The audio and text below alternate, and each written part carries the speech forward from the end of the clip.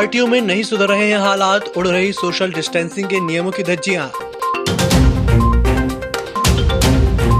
Corona उपचार के नाम पर जमकर हो रही धांधली। कोविड सेंटर में ऑक्सीजन से लेकर दूसरी जरूरी सामग्री के लिए करते हैं पैसों की मांग।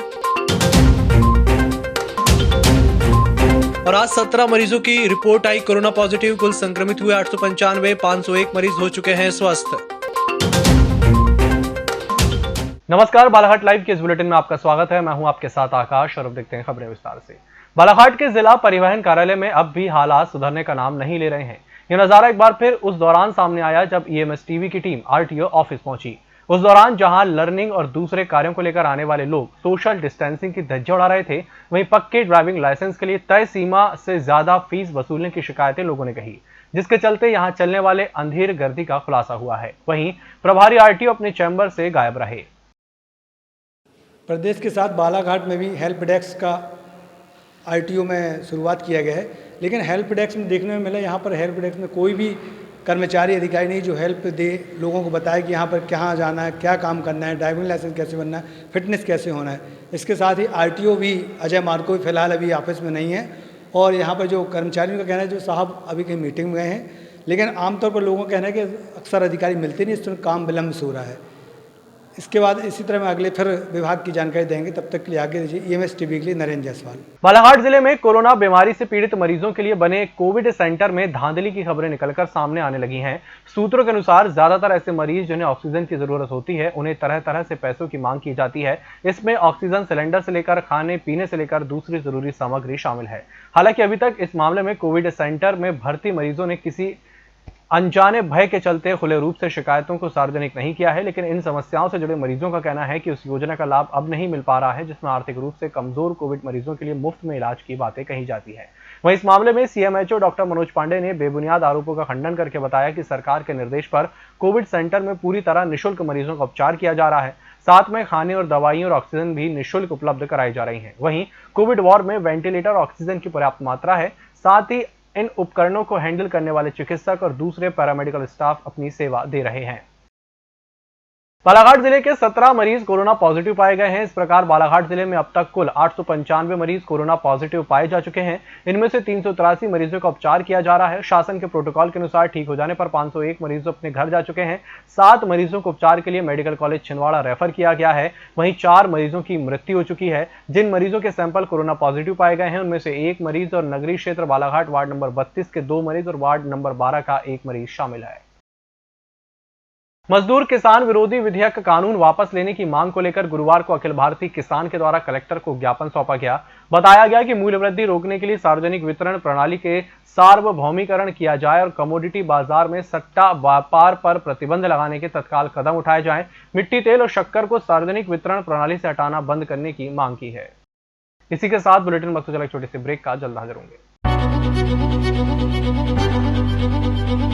नागपुर की सुविधाएं अब छिंदवाड़ा में। शहर के सबसे आधुनिक dental clinic dedicated implant facility के साथ Chaturvedi dental clinic, doctor Rahul Chaturvedi MDS, fix दांत एवं बत्तीसी लगाने के स्पेशलिस्ट। क्लिनिक में उपलब्ध सुविधाएं: दांतों की सड़न का इलाज, लैमिनेट द्वारा दांतों का सौंदर्यीकरण, आड़े टेढ़े दांतों को ठीक करना, स्माइल डिजाइनिंग, फिक्स बत्तीसी, dental implant, cast partial denture, root canal treatment, fix cap एवं ब्रिज, निकल लेन लगाने वाली बत्तीसी। समय सुबह 11 बजे से रात्रि 9 बजे तक, सोमवार से रविवार। स्थान पोला ग्राउंड, पांडे नर्सिंग होम के सामने, छिंदवाड़ा। मोबाइल नंबर 9755496232 और 8839315742। हर घूंट सेहत से भरपूर, without sugar, without caffeine and with natural tea colour. Ayur Amrit herbal tea अपनाइए जो हृदय के लिए रामबाण औषधि है। अब टी नहीं, सिर्फ आयुर अमृत हर्बल टी। ब्रेक के बाद एक बार फिर से आपका स्वागत है और बढ़ते अगली खबर की ओर। वारासिवनी पुलिस ने तालाब निर्माण जेसीबी मशीन में अनुदान दिलवाने के नाम पर हितग्राहियों से लाखों रुपए की ठगी करने की शिकायत पर अपराध दर्ज कर संतोष कुमार धुर्वे, रहू खान नामक आरोपियों को गिरफ्तार किया है। इस मामले की शिकायत गणेश कुमरे निवासी तुमाडी मिश्रीलाल और तेजलाल राहंगडाले ग्राम सिकंदरा के द्वारा की गई थी। शिकायत के आधार पर दोनों आरोपी संतोष कुमार धुर्वे और रऊफ खान को गिरफ्तार कर लिया गया है। कटंगी तहसील के ग्राम पंचायत उमरी में आवास के लिए जद्दोजहद बढ़ गई है। ग्रामीण आवास को लेकर बेहद परेशान हैं, जहां विगत दिनों 22 सितंबर को ग्राम उमरी के कुछ ग्रामीण जिला मुख्यालय भी आए थे, जिन्होंने अधिकारियों को ज्ञापन सौंपकर आवास मुहैया कराने की मांग की थी। उस दौरान गांव की एक वृद्ध महिला कलाबाई पति ढूंढू गुण भी अपनी शिकायत लेकर आई हुई थी, जहां उसने पंचायत के अधीनस्थ तत्कालीन कर्मचारियों पर भ्रष्टाचार का आरोप लगाते हुए बताया कि साल 2009-10 में शासन की इंदिरा आवास योजना के तहत सूची में आवास निर्माण के लिए पात्रता सूची में नाम आया था, लेकिन तत्कालीन सरपंच सचिव ने आपसी सांठगांठ कर राशि का आहरण कर लिया।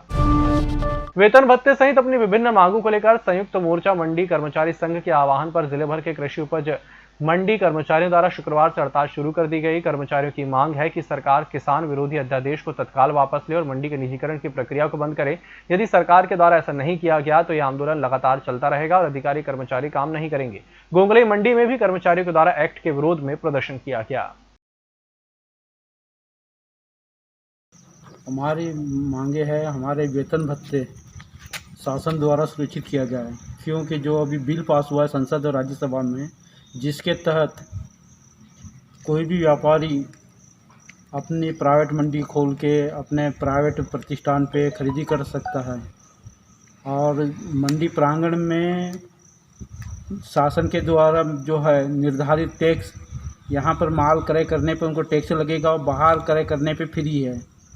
इस कारण से बहुत अंतर हो गया दोनों के बीच में।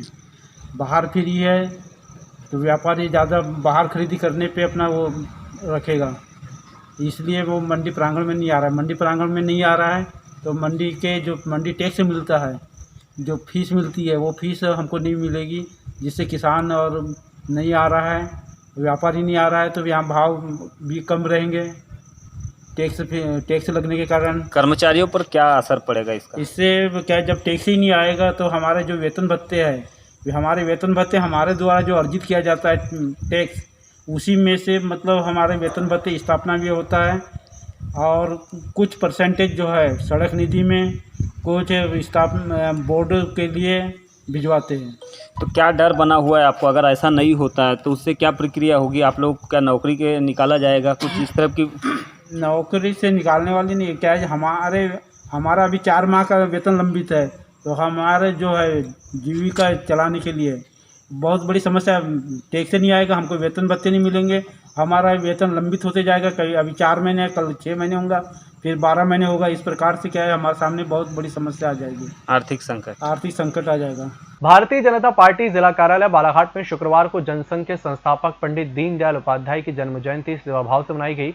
सर्वप्रथम दीनबंधु दीनदयाल के तैलचित्र पर माल्यार्पण कर विनम्र श्रद्धांजलि अर्पित की गई। साथ ही पंडित दीनदयाल के जीवन पर आयोजित कार्यक्रम में प्रधानमंत्री नरेंद्र मोदी के संबोधन की जीवंत सीधा प्रसारण भी उपस्थित जनों ने देखा। इस अवसर पर भाजपा जिलाध्यक्ष रमेश दिलीप भटेरे, नगर अध्यक्ष सुरजीत सिंह ठाकुर, दिलीप चौरसिया, गुलशन भाटिया, सांसद प्रतिनिधि अरुण राहंगडाले, हेमेंद्र क्षीरसागर और अन्य भाजपा कार्यकर्ता उपस्थित रहे। हट्टा थाना क्षेत्र के ग्राम सिहोरा में नाले से गुरुवार की सुबह 26 वर्षीय युवक का शव बरामद कर शव का पोस्टमार्टम किया गया। जानकारी के अनुसार मृतक दिनेश कुथारे 26 वर्ष नेरव गांव कला निवासी है, जो 21 सितंबर को अपनी बहन के घर सिंगोड़ी हट्टा जाने के लिए निकला था, जो 22 सितंबर को मृतक घर आने के बाद निकला, लेकिन उसके नहीं पहुंचने से परिजनों के द्वारा हट्टा थाने में गुम इंसान कायम किया गया। जबकि बुधवार को ग्राम सिहोरा में नाले किनारे मोटरसाइकिल दिखाई दी और गुरुवार की सुबह 9 बजे नाले में शव दिखाई देने पर पुलिस घटनास्थल पर पहुंचकर शव बरामद किया गया। इस वीडियो में फिलहाल इतना ही। इसी के साथ मुझे दीजिए इजाजत। नमस्कार।